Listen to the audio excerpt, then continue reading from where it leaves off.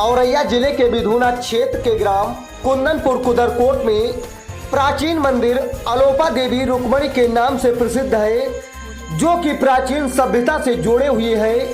कहा जाता है यहाँ द्वापर युग में भीष्मक नाम के राजा रहते थे, उन्हीं की पुत्री का नाम रुक्मणी था। इसी स्थान पर रुक्मणी जी की माँ गौरी की पूजा अर्चना करने आती थी। भगवान श्री कृष्ण के साथ चले जाने के बाद माँ गौरी भी आलोप हो गई। तभी से इस स्थान का नाम अलोपा देवी रुक्मणी के नाम से जाना जाता है। मंदिर के पश्चिम द्वार पर 500 मीटर की दूरी पर भगवान भयानक नाथ जी का शिवलिंग है। कई वर्षों पुराना एक कुआं भी है। यहाँ पर रुक्मणी के पिता भीष्मक उसी कुआं पर नहाया करते थे, जो द्वापर युग की याद दिलाता है। पुजारी राम कुमार चौरसिया जी ने रुक्मणी श्री कृष्ण से जुड़ी कथा को सुनाया। श्रद्धालुओं ने कथा का आनंद लिया। कानपुर मंडल ब्यूरो सुभाष चंद्र राणा के साथ मुकेश राजपूत की रिपोर्ट। क्षेत्र के विधुना में ये जो है कुंदनपुर नाम से एक मंदिर बना हुआ है। अलोपा देवी रुक्मणी देवी का यहाँ पर जो मंदिर बना हुआ है, इसकी महाराज जी क्या विशेषता है? ये द्वापर युग में जो है माता गौरी के रूप में ये मंदिर जाना जाता था। यहाँ के राजा भीष्मक थे। राजा भीष्मक के जो है 5 पुत्र, एक पुत्री थी। बड़े पुत्र का नाम रुकुम था, रुष्मांतर था, रुकुमकेश था, रुष्मांतर तरीके से 5 नाम थे। उनकी 5 भाइयों के बीच में एक बहन रुकुम थी। रुकुम की शादी जो है चंदेली के राजा महाघोष उनके यहाँ हुई थी। एक बार जो है रुकुम को भगवान श्री कृष्ण ने पछाड़ा था, इसलिए जो है इनका आपस में मतभेद था। इधर जब जो है रुक्मणी को श्यानी हुई तो एक बार जो है नारद मुनि जी यहाँ उपस्थित हुए, तो राजा भीष्मक के यहाँ और राजा भीष्मक ने आदर सम्मान से आसन दिया, बैठाला उनको, और उन्होंने कहा कि महाराज मेरी पुत्री जो है शादी योग्य है, आप जो है हस्तरेखा देख करके कुछ मुझे बताएं। उन्होंने हस्तरेखा देखी। देखने के बाद उन्होंने बताया कि इनके योग वर भगवान श्री कृष्ण है, इसके अलावा कोई नहीं है। इतने गुणवान इसके सीधा में थे। वही बात जो जाकर के नाथ जी ने द्वारकापुरी में भगवान श्री कृष्ण कह दिया कि तुम्हारी योग्य पत्नी है तो सिर्फ रुक्मणी है। गुणवान शीलवान सब कुछ उसी के अंदर। एक दूसरे ने किसी को देखा नहीं, प्रण कर लिया कि मैं शादी करूंगा तो रुक्मणी के साथ करूंगा। इधर रुक्मणी प्रण कर लिया शादी में भगवान श्री कृष्ण ही से करूंगा। इधर जो है शिशुपाल के साथ जो है रुकुम ने अपनी बहन की शादी शिशुपाल से तय कर दी। शिशुपाल का सगा साला था।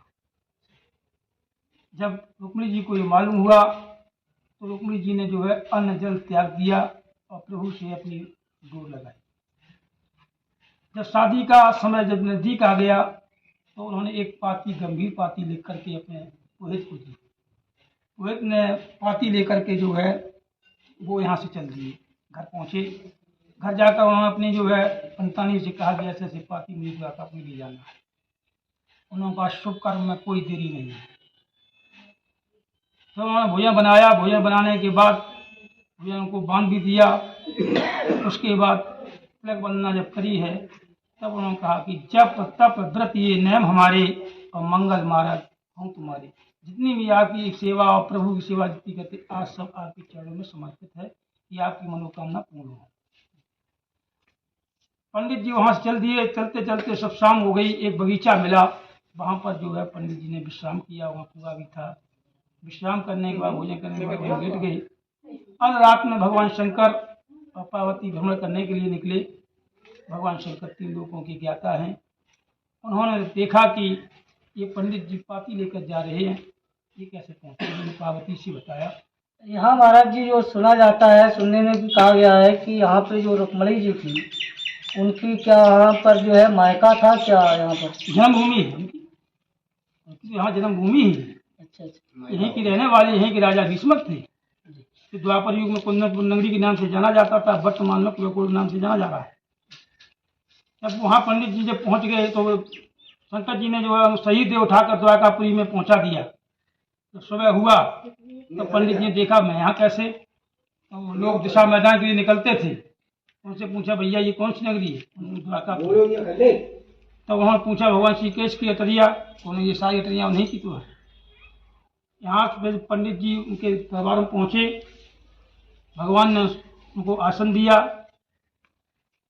भोजन कराया। उसके बाद जो है उन्होंने पाती दी कि ये आपकी ये पाती है, आप बातें से पंडित तो जी। इस मंदिर की जो है खासकर विशेषता क्या है महाराज जी? आगे और व्यवस्था आएगी तो यहाँ पर छोड़ देंगे। यहाँ पर जब पूछे रहे भगवान श्री कृष्ण आए तो पीछे यहाँ भयानकनाथ मंदिर बना हुआ है, शिवलिंग है, वहाँ पर रखा किया। वहाँ से रुक्मिणी जी के पास जो है पंडित जी आए, उन्होंने संदेशा दिया कि भगवान आ चुके हैं। शादी के एक दिन पूर्व यहाँ गौरी पूजन हुआ करता था।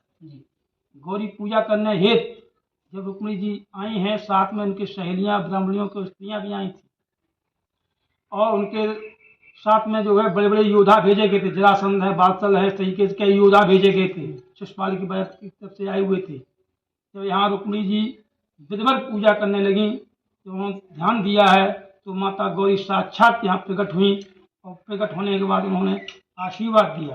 आशीर्वाद देने के बाद माता इसी जगह पर लुप्त हो गई, तब से इसका अलोपा देवी के नाम से ये मंदिर जाना जा रहा है। फिर जब जो है उनका श्रृंगार हुआ रुक्मिणी जी का, तो उनका तेज इतना बढ़ गया था, जिस समय निकली हैं वो तो योद्धा उनके नजरें बंद गई थी।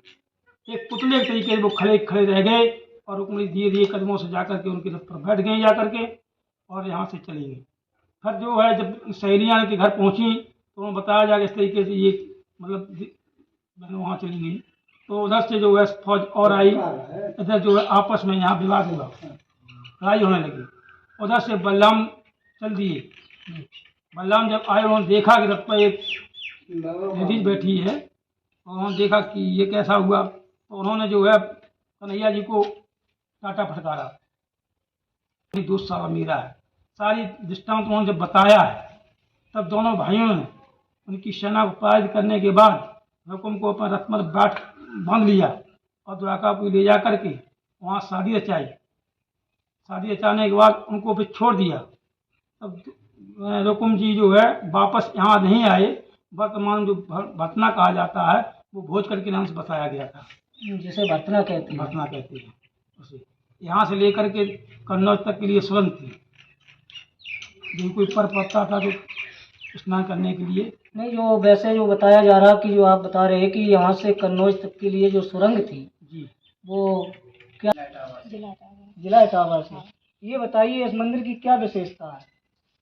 दर्शन कर यार तुमने भजाई पागल है। सुना है प्रचार में। सुन हमने बोल बता तो हमने कैसे सही है तो हम आए मंदिर पे घूमने का तासा इसलिए आए। अच्छा, तो आपकी मनोकामना पूर्ण हुई? भाई एक लाले हम विधुना से। आप ये किस पर्पज से आई यहाँ पर?